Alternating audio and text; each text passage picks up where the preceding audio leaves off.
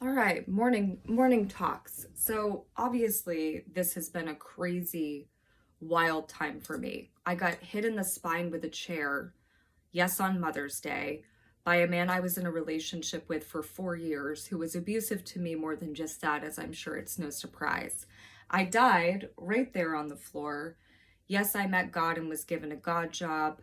Um, After that, I've died 7 times from what's called autonomic dysreflexia, which, if you connect where I was hit in the spine, there's literally a photograph of it, to the diagnosis that have been deleted and the ones that have not been deleted from the summer of 2020.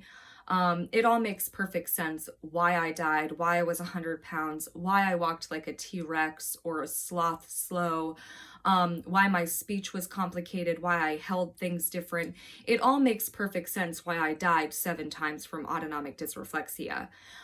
There's a whole lot of people who are aware of it here as well, but they don't want to acknowledge it because then they would have to acknowledge things like the fact that they have Islamophobia and that they don't really care about what happens to others. Now, I just want to also reiterate that in the time I was terrified of my ex-abuser, um, I did feel a man's presence that I had been with years before around me. Again, whether that's real or not, I don't really know, but it helped me feel safe in that time.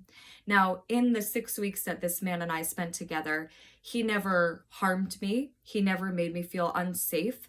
And he never made me feel unprotected in a country where I didn't speak the language. And I didn't really know etiquette either because I didn't know. I just knew what I had Googled to plan for. But I never felt threatened by this man in the 6 weeks we were together. Now, again, he chose to end the relationship and go back to his former relationship, right? After that, we didn't speak. I thought of him to wish him well, but I didn't have any hard feelings other than the initial time because, again, I had waited years to be in a relationship. So I assumed that any person who presented themselves to me would have been real and had good intentions. It doesn't matter. Anyway, so all of that aside, I did end up communicating with him. And again, we spoke on the phone, and there was nothing harmful in our conversation. There was nothing that should have been flagged in our conversation. There is nothing that should have been, a flag to listen into our conversation, except exactly what he told me in India, which is that if he came to this country, he would get targeted by the US government because he's Muslim, his last name, and he's from Saudi Arabia. Now, I just want to say that after we spoke, I told more people because, again, I wanted to be respectful of his relationship. So after we fell in love in India, or I fell in love with him, I don't know what he did. And I only told a few people because I wanted to be respectful of his relationship and I didn't want to flaunt what happened between us. So I kept it quiet. And after we spoke on the phone, I shared with the people that I was around how I felt because, again, I felt safe because of this man in a time I've never been more terrified in my life. Now, the reason I'm bringing this up so frequently is because he told me that the government would target him. And after we spoke on the phone in January of 2021, helicopters and sniper rifles followed me around. I don't know why this isn't more alarming to people, but I also know that the government is trying to cover it up and make it seem like it was about something different. And they are trying to get away with what they did because they don't want to acknowledge that they illegally listened to our phone conversation and then wrongfully targeted me. Now, what I do have to say is the alarming part that I want to bring to people's attention is that multiple people said to me after him and I spoke on the phone, "Good thing you got away from him right." Now, first of all, to just correct you, because I am a huge fan of things being accurate, I did not get away from him. He chose to not be in a relationship with me, number one. Number two, I don't want to be in a relationship with someone who doesn't want to be in a relationship with me. That's very simple. But number three, I still care about and love this man. And when you say things like that, I'm going to be annoyed and pissed. Why? First of all, just to reiterate, I did not get away from him. But what I'm concerned about, these people here, is that you had no problem going and getting your hair cut from the man who killed me on Mother's Day and caused me to die 7 times from autonomic dysreflexia. But you didn't have a problem with that man at all.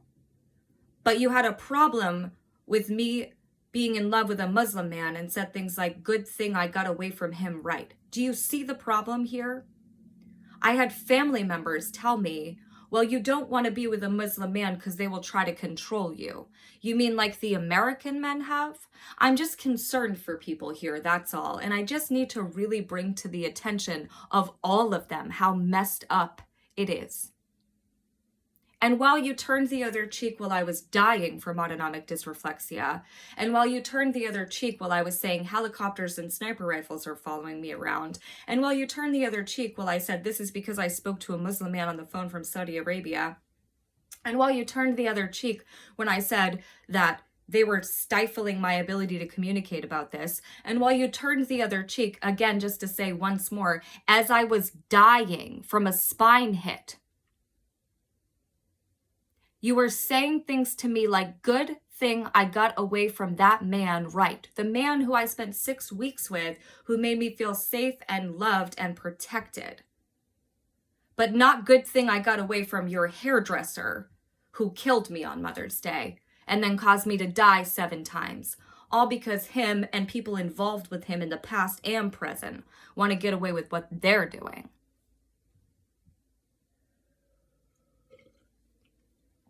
Do you see the concern here? Now, lucky for me, there seems to be a 50-50 split at this point where not all government officials are able to get away with such corruption anymore.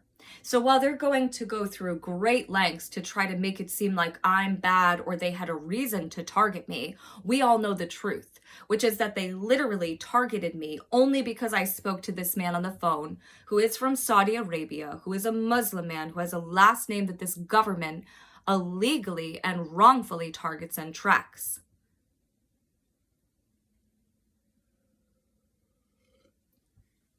If they want to keep lying, it will be revealed. I have no doubt. So while everybody here wanted to turn a blind eye and not care, I'm going to keep speaking about this.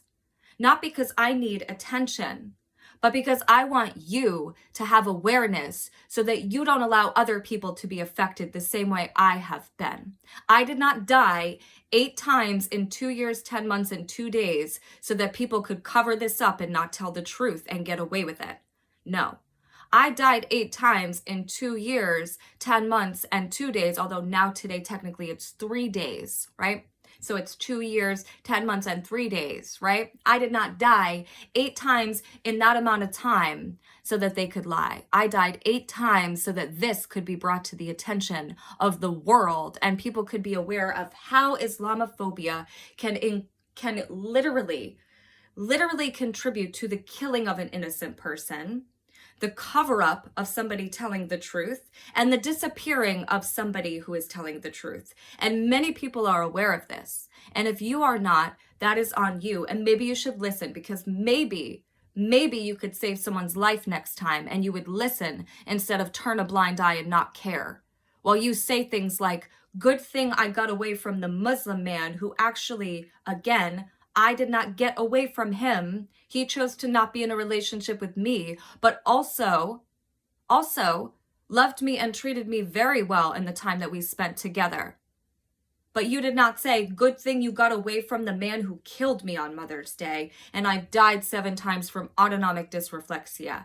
If you reference my hospital records, it makes perfect sense. If you reference autonomic dysreflexia, it makes perfect sense. If you reference the deleted medical records, it makes perfect sense. If you reference the way that I walked, the way that I talked, me being 100 pounds, it makes perfect sense. All of it makes perfect sense because it's true. And if people want to lie to try to get away with what they've done, well, I can only imagine your karma. I can only imagine what is going to happen to you. I can only imagine the hurdles that God is going to put in your way. The source of all life, I can only imagine the hurdles that will be placed in your path, and rightfully so. Maybe next time you will pay attention